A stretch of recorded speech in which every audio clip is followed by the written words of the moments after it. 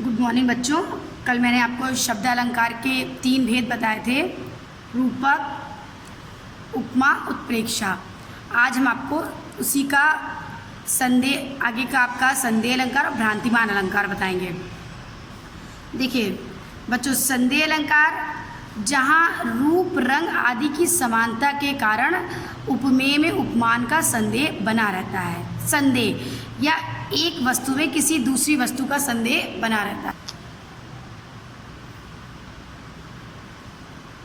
यानी कोई 2 वस्तुएं हैं, उनमें रूप रंग इतना समान है कि हम समझ नहीं पा रहे कि वो चीज़ क्या है, तो वहाँ पर आपका संदेह अलंकार होता है कि रूप रंग आदि की समानता के कारण जहाँ उपमेय में उपमान का संदेह बना रहे वहाँ पर संदेह अलंकार होता है।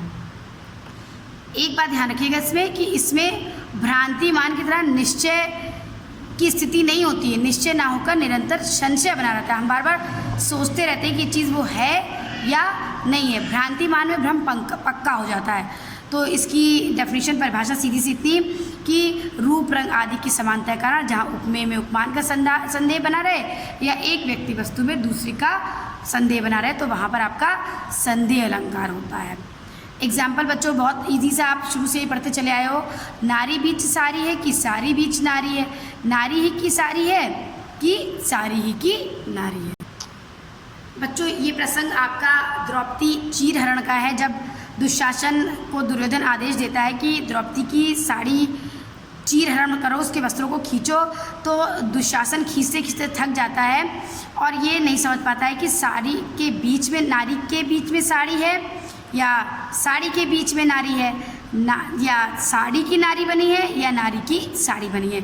यानी और नारी और साड़ी में निरंतर संदेह बना हुआ है। नारी और साड़ी के बीच में निरंतर संदेह बना हुआ है, इसलिए यहाँ पर संदेह अलंकार है। किसी भी हम निश्चित स्थिति में नहीं पहुँच पा रहे हैं, निर्णायक स्थिति में नहीं पहुँच पा रहे हैं, संदेह बना हुआ है, इसलिए यहाँ पर संदेह अलंकार है। दूसरा आपका बच्चों जो आज पढ़ाएंगे वो भ्रांतिमान अलंकार है। वैसे आपके कोर्स में शब्द अलंकार के 5 भेद हैं, रूप, उपमा, रूपक, उत्प्रेक्षा, संदेह और भ्रांतिमान। आज आपको ये जो दूसरा है वो भ्रांतिमान का है। अब कहते हैं जहाँ समानता के कारण उपमेय में उपमान का भ्रम हो जाए। उपमेय जिसकी तुलना की जाती है, उपमान जिससे की जाती है। बार बार बच्चों इसको ध्यान रखिएगा क्योंकि इस जो शब्द अलंकार की डेफिनेशन है उन डेफिनेशन में बार बार उपमेय और उपमान का प्रयोग होगा। तो जहाँ समानता के कारण उपमेय में उपमान का भ्रम हो जाए, मतलब उपमेय को हम उपमान ही समझ लेंगे तो भ्रम पक्का हो जाता है, तो वहाँ पर भ्रांतिमान अलंकार होता है। जैसे समुझी तुम्हें घनश्याम हरि, नाच उठे बनमोर। ये बच्चों जो एग्जाम्पल मैंने आपको बताया, समुझी तुम्हें घनश्याम हरि, नाच उठे बनमोर, यानी साधारणतः जब हम बात करते हैं तो उपमेय की उपमान से हम तुलना करते हैं, लेकिन यहाँ उपमेय में उपमान का भ्रम हो गया है। उपमेय जिसकी तुलना की गई, वैसे हम साधारणतः क्या बात करेंगे कि अगर हम बात करेंगे तो कृष्ण की तुलना हम काले बादलों से करेंगे, यानी उपमेय कृष्ण की तुलना हम उपमान काले बादलों से करेंगे। उपमान है जिसकी तुलना जिससे की गई, जिसकी तुलना उपमेय जिससे की गई वो उपमान, तो कृष्ण की तुलना हम काले बादलों से करेंगे। लेकिन यहाँ पर उपमेय यानी कृष्ण में उपमान काले बादलों का भ्रम हो गया है। काले बादलों का भ्रम हो गया किसको? मोर को, और वो नाचने लगे खुशी से।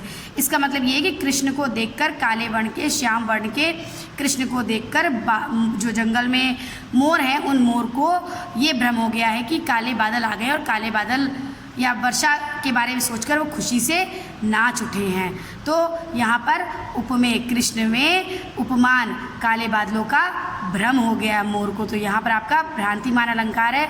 बच्चों ध्यान दीजिएगा, भ्रांतिमान में भ्रम पक्का होता है और संदेह में संदेह बना रहता है। इसमें भ्रम पक्का हो गया, मोर समझ गया कि ये काले बादल नाचने लगे, लेकिन यहाँ पर दुशासन अभी सोच ही रहा है कि साड़ी के बीच में नारी है, नारी के बीच में साड़ी है, साड़ी की नारी है या नारी की साड़ी बनी है। तो यहाँ पे भ्रम संदेह बना हुआ और यहाँ पर भ्रम पक्का हो गया है। दोनों में संदेह अलंकार में हम निश्चय की स्थिति में नहीं पहुँच पाते, भ्रांतिमान में हम निश्चय की स्थिति में पहुँच जाते हैं।